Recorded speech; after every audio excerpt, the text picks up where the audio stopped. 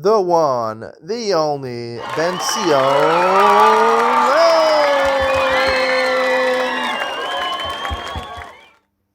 morning and welcome to Yeshiva YouTube. Iyun Tolino on the Iyun Shir on Shulchan Aruch Yomi. Today we did a pretty long Simon Ration and Zion 257, which talks about Hatmana insulation. There's two basic laws by insulation. One is insulating with something which is not Mosif Hevel, like a towel or something like that. You can do that before Shabbos. That's okay, 100% okay.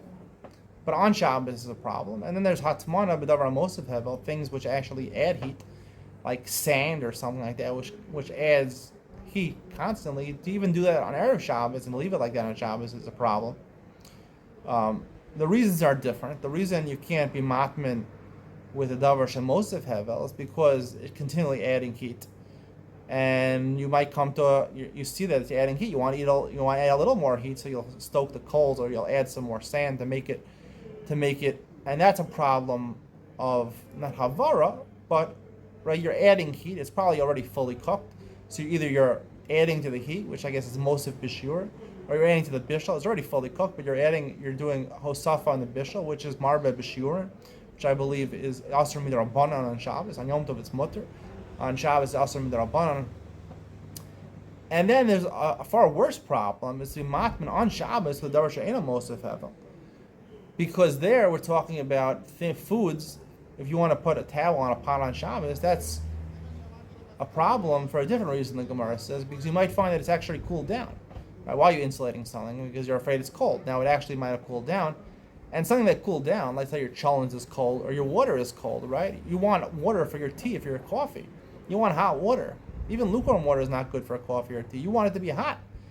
And therefore you're changing something. You do a malacha bishul. That's a far worse concern. You might come to actually mavashel, or start a new fire, which is a malacha d'oraisa of havar, a malacha d'oraisa of bishul, and that's far worse. And therefore, even though this is not spelled out 100%, I want to focus on what happens if you violate these things. Is the food usher or is the food not usher? It doesn't talk so much about this, but in Sif Aleph it says that if im hitman b'davar mosef hevel atav shel usher afilu b'diabed. So if you violated the one about mosef hevel, right, which is making it hotter, then it's aser b'diavad. You can't benefit. That's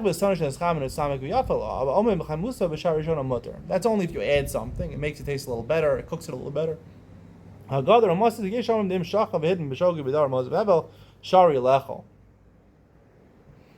the Ramah brings it, it argues on the Shulchan Aruch. If you did it by shogeg, then it's mutter to you, which follows by hilchos shehiyah. Again, if it's this bashal called tzarko, and you're just adding to the bishul, so it's not going to be it'll taste a little better, which is basically the case of davar mosef hevel. It's already fully cooked. It's completely adding heat. It never cooled down, obviously, so it's keep on adding heat. It's this bashal called tzarko. It just tastes a little better. Or it reached Michael ben Yusai, you want it to be nishbashal called tzarko, so you're just mosef b'shiurim. So therefore, the Ramah paskins in line with what he paskins like it's in Rishon and Gimel, and it's only a violation of Issa D'Rabbanan. Ma'aseh Shabbos that you can't benefit from only when you violate Issa D'Oraisa. You only violate Issa D'Rabbanan. So therefore, if you did a b'shogeg, it's mutter. If amazed to violate Issa D'Rabbanan, and they made a knas, they penalized you that you can't even use it on Shabbos. You have to wait Kadesh Yaseh, and that seems to be the accepted halacha. B'shogeg is mutter. Now he doesn't discuss the Shulchan Aruch. What happens if you violated the other Issa, that you're matmin b'davar she'ena mosef hevel? You add towels to a pot on Shabbos. What's the halacha over there? And I believe, even though it's not talked about in this halacha, maybe the post can talk about it. Magen Ram and Taz. I don't read every Magen Ram and Taz, only the ones that I think I'm bothered by something that's going on in the words of the Shulchan Aruch and the Ramah. But I would say like this. I would say it's more machmir, in fact, because there, if you violated that shogeg on Shabbos, technically there's a chash already of an isher d'oraisa. Because if it's cooled down and right, the hot water is cooled down, you want to heat it up, then you can have your hot water for coffee and tea.